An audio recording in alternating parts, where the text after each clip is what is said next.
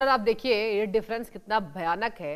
Mortality rate की हम बात कर रहे हैं और यही वजह है कि अब इसमें एहतियात बरतने की जरूरत है क्योंकि वैक्सीन तैयार। लेकिन सर एक बात बताइए, अगर बात की जाए तो इस तरीके से जब कोई वायरस अटैक करता है किसी भी देश में तो इस पर तो जल्दी काम शुरू करना चाहिए। और जिस तरीके से अब तक इसका वैक्सीन तैयार नहीं किया गया है, इस बाबत क्या तैयारी नहीं, चल रही है?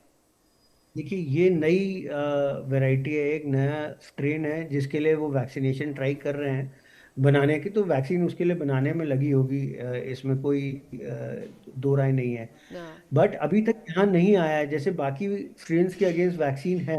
It may not be very effective but है। तो इसके लिए अभी तक क्योंकि वैक्सीन नहीं बनी है, but I think that is in the process and let me tell you the government is already taking action and already advisories issue कर दी गई हैं to the hospitals and to various other health care systems. कि जैसे कि ये वाला चीज़ है कि कोई भी बुखार वगैरह हो रहा हो या प्लेन में कोई ट्रैवल कर रहा हो जिसको ये आपको लगे कि खांसी जुकाम के लक्षण हो रहे हो, तो आप उसको रोक सकते हैं ट्रैवल करने से, या फिर उसको जो है आइसोलेट कर देंगे आफ्टर ही कम्स डाउन। ठीक है। तो इस तरह की सब एडवाइजरीज आ गई हैं हॉस्पिटल्स में भी। जागरूकता फैलाने के लिए जो है गवर्नमेंट के एडवाइजरीज आने लग गई हैं। हम्म। लेकिन सर आप क्या समझते हैं, हमारे अस्पताल कितने तैयार है? अगर हम बात करें, देखिए एयरपोर्ट्स पर तो निगरानी बढ़ाई जा रही है और तुरंत सूचना देना है अगर किसी भी मरीज को खांसी है, बुखार है और अगर वो इंटरनेशनल ट्रैवल करके आ रहा है भारत में तो उसकी निगरानी तो बढ़ाई जा रही है। लेकिन सर अगर ये आपातकाल घोषित है और अगर स्थिति हाथ से निकल जाए तो कितना तैयार भारत का अस्पताल, कितना तैयार, आप बेहतर बताएंगे। देखिए, हॉस्पिटल्स तो हमारे हमेशा तैयार हैं।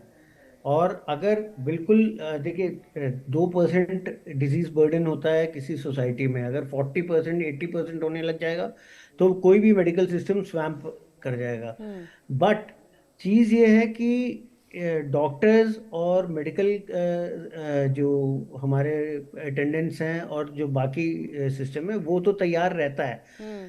प्रॉब्लम होती है जब लोग उसको स्वैम करना शुरू कर देते हैं, जब लोग जैसे कि हम लोगों ने कोरोना काल में देखा कि लोगों ने ऑक्सीजन सिलेंडर्स की ब्लैक मार्केटिंग करी, बिल्कुल ठीक, अंदर हाँ। रख लिए, छिपा लिए। हम्म। तो अगर रिसोर्सेज उनके पास जाएं जिनकी वाकई में तबीयत खराब है, भाई अगर किसी को एबोला वायरस होता है, उसको सपोर्टिव केयर की जरूरत है, तो आपके पास आईवी फ्लूइड्स हो गए, ऑक्सीजन हो गया, वेंटिलेटर हो गए, ये सब तो जो इसमें है, जब तक कंटेनमेंट नहीं होता तब तक हम लोग डील कर सकते हैं उससे। बट अगर कोई वही आईवी फ्लूइड छिपाना शुरू कर दे, मास्क छिपाना शुरू कर दे और ऑक्सीजन सिलेंडर अपने घर पे रखना शुरू कर दे जिसको जरूरत ही नहीं है, तो जो आदमी जिसको जरूरत है उसको तो मिलेगा ही नहीं। बिल्कुल ठीक कह रहे दैट हैं, इज जी द हाँ। हम्म।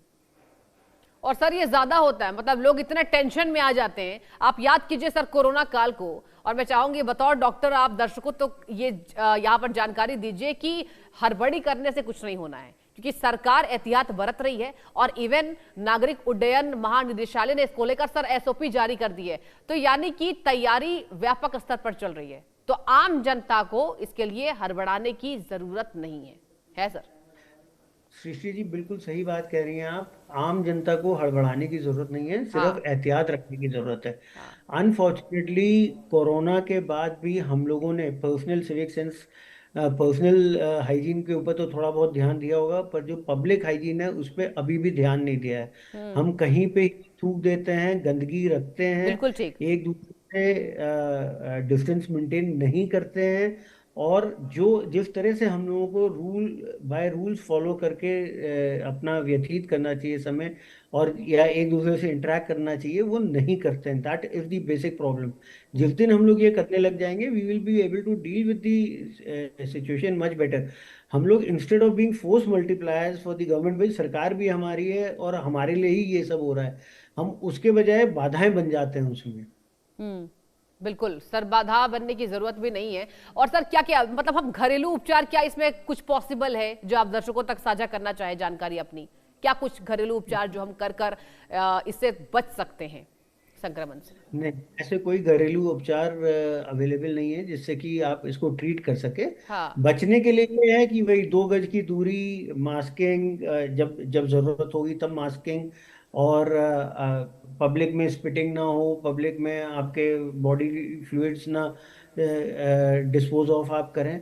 तो ये बेसिक चीज़ें हैं जो कि आपको मेंटेन करनी है, और सिविक हाइजीन, मतलब अपना एरिया साफ रखें, तो इन चीज़ों से बहुत फर्क पड़ेगा। हम्म। एज फॉर लोगों के बीच में ये जागरूकता रखें कि भैया ब्लैक मार्केटिंग नहीं करनी है हमें। अगर ऑक्सीजन की ज़रूरत है तो आप हॉस्पिटल में पहुंचेंगे, अगर 5 लोगों को ज़रूरत है तो 5 लोगों के लायक ऑक्सीजन है, 5 लोगों के लायक हमारी आईवी फ्लूइड्स हैं। जब ज़रूरत पड़ेगी तो वो स्केल अप करने की भी एबिलिटी आज की तारीख में हमारे देश में है। तो we need not panic, but we need to help each other, and we need to listen to what the health authorities are saying. और सर, बॉडी के अंदर जिस तरीके से ये जो वायरस है या अटैक करता है, क्या वो रिएक्शन है, क्या वो प्रोसेस है, और अगर हम जानकारी दर्शकों तक साझा करना चाहें कि ये हार्ट पर किस तरीके से अटैक करता है, क्या दर्शकों को समझाएंगे? देखिए श्रुति जी, क्या होता है कि जब ये इफेक्ट करता है तो जो बॉडी का होता है एक इन्फ्लेमेटरी रिस्पॉन्स होता है, ओके। जिसमें इंटरल्यूकिन्स, टीएनएफ अल्फा वगैरह जो है सिक्रीट होते हैं, और जो कि ये कॉज करते हैं जो कैपिलरी लीकेज वगैरह की हम बात कर रहे थे। तो बॉडी का जो इम्यून सिस्टम है वो जब ये रिस्पॉन्ड करके, मतलब रिस्पॉन्ड करता है और अपना अटैक वापस माउंट करता है, उस वक्त हम लोगों की ये सब परेशानियां शुरू होती हैं। और जो मैंने बताया था डिजीज का प्रोसेस, कि कैपिलरी लीकेज शुरू हो जाएगा, शुरू में तो वो बुखार, खांसी, जुकाम, पेट दर्द, वोमिटिंग, डायरिया, इन सब चीज़ों की तरह प्रेजेंट करता है। थोड़े समय के बाद हमारा डीआईसी वगैरह शुरू हो जाता है। तो ये वाली चीज़ होती है जब वो ब्लीडिंग होती है, और जब वो आपके रेस्पिरेटरी डिस्ट्रेस शुरू हो जाता है, दिमाग में, मतलब मेंटल फैकल्टीज आपकी जाने लग जाती हैं, तो तब ये जनरलाइज जब वो होती है तब परेशानी शुरू होती है। और सर, एक और महत्वपूर्ण जानकारी आपसे मैं चाहूंगी, अगर बात की जाए कोरोना से ये कितना अलग है, इसका रिएक्शन और इसका जो पूरा प्रोसेस है, और ये कितना अलग कोरोना से, ताकि मरीजों को ये समझ में आ जाए कि वो नॉर्मल वायरस से संक्रमित नहीं है, उन्हें हेल्थ इमरजेंसी है और उन्हें तुरंत डॉक्टर को मीट करना चाहिए, क्या कहेंगे? देखिए, कभी भी परेशानी हो तो डॉक्टर के पास जाना चाहिए। डॉक्टर्स ट्रेंड होते हैं, और जनरली हमारे एनवायरनमेंट में हमें पता लगता है और पता रहता है कि एबोला आ रहा है कि नहीं आ रहा है। हाँ, क्या होता है कि जब हम लोग खुद डॉक्टर बनने लग जाते हैं, या गूगल बाबा की मदद लेने लग जाते हैं, आजकल तो चैट जीपीटी वाली मदद लेने लग जाते हैं, बिल्कुल ठीक कह रहे तब सर। प्रॉब्लम। हाँ, तो तब प्रॉब्लम शुरू होती है। यदि आपको 2 एक दिन का बुखार है, चलिए कोई नहीं कहता, पर अगर आप बाहर से लौटे हैं, आपके आसपास किसी को बुखार है और फिर आपको हो रहा है, तो it is better to go to the hospital, meet the doctors.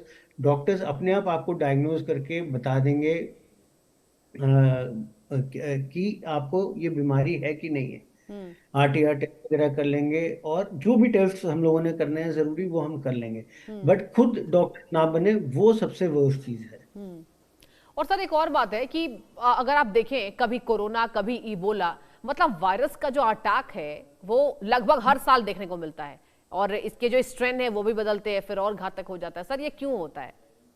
देखिए, ये तो वैसे जूनोटिक वो हैं, from animals to human beings transmit हुए हैं। हाँ। आप ये हमेशा से हुआ करते थे, खूब वायरल इन्फेक्शंस होते थे। आफ्टर ऑल मीजल्स वगैरह सबके सब जो है, स्मॉल पॉक्स, ये सब वायरल इन्फेक्शन ही थे। ओके।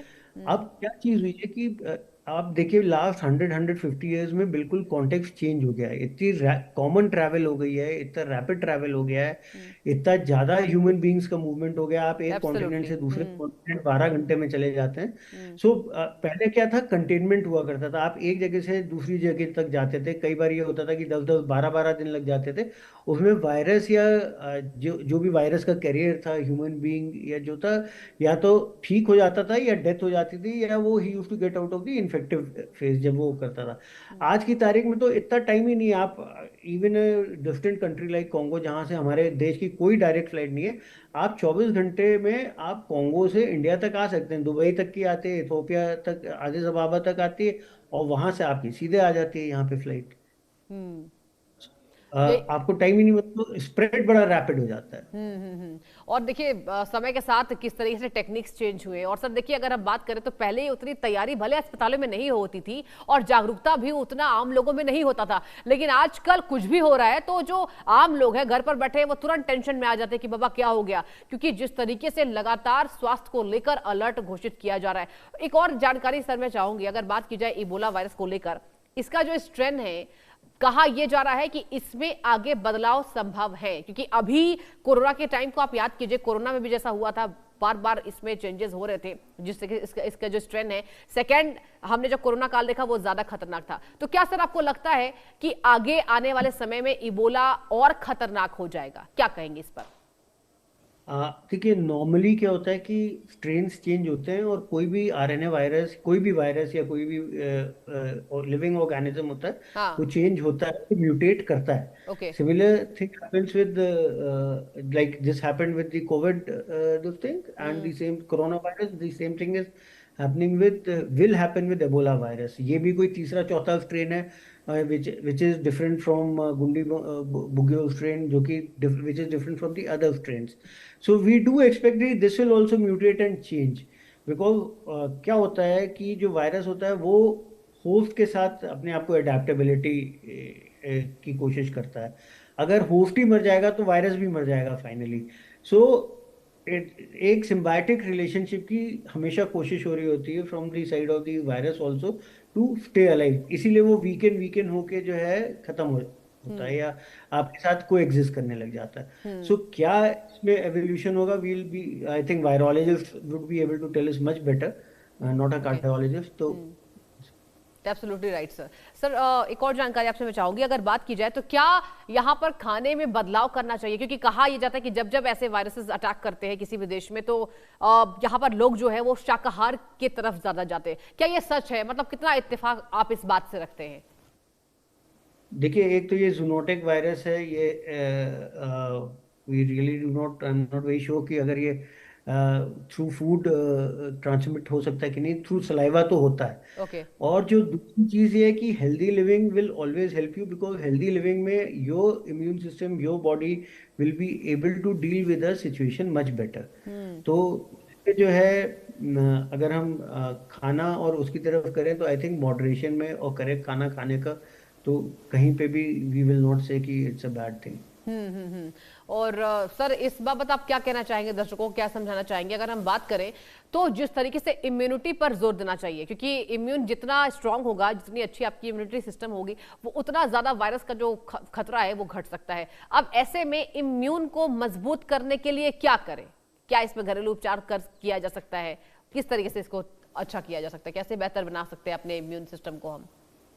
देखिए, सबसे इम्पोर्टेंट चीज़ है हेल्दी लाइफस्टाइल। हाँ। सही समय समय पे सही सोइए, सही समय पे जगिए, रेगुलर एक्सरसाइज कीजिए, अ, अपने वेट को वॉच कीजिए, हाइपरटेंशन डायबिटीज़ वगैरह पे कंट्रोल रखिए। हम्म। ये सबसे इम्पोर्टेंट चीज़ें। स्ट्रेस को अवॉइड कीजिए, सबसे बड़ी प्रॉब्लम आज की तारीख में स्ट्रेस।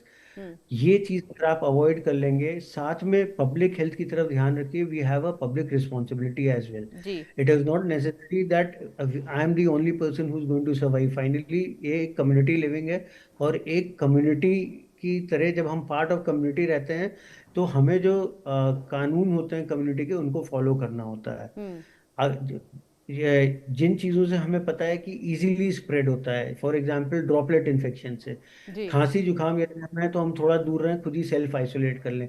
यदि हम 2 गज की दूरी रखेंगे, इधर उधर अपने बॉडीली फ्लूइड्स नहीं फैलाएंगे, मेरा मतलब हर बार सड़क पे थूकना, और ये थूकने से आ जाता है, या आप जो है केयरफुल रहते हैं और सिविक सेंस मेंटेन करते हैं, हम्म। तो अपने आप कोई भी बीमारी रेस्ट्रिक्ट हो जाती है। So hmm. These are the few most important things. और पैनिक ना फैलाएं। अगर सरकार कोई एडवाइजरीज इशू करती है तो बहुत सोच समझ के करती है, जी। And I think we should follow them. और सर ये भी जानकारी मिल रही है कि नॉर्मल लैब्स में इसकी जांच नहीं हो पा रही है। इसको लेकर क्या कहेंगे आप? जी, अभी तो नहीं हो रही, अभी तो स्पेशलाइज्ड लैब्स में ही हो रहा है। हम्म। बट आई थिंक अगर इसका ये बढ़ेगा और हमारे देश में आता भी, तो आप हमारे देश में तो आ ही नहीं है ना, होपफुली आए कभी, तो फिर हमें जरूरत ही नहीं पड़ेगी। बट आई थिंक अगर आएंगे तो स्केलिंग हो जाएगी वो। इवन ठीक है। ड्यूरिंग कोविड टाइम्स आरटीपीसीआर जो कि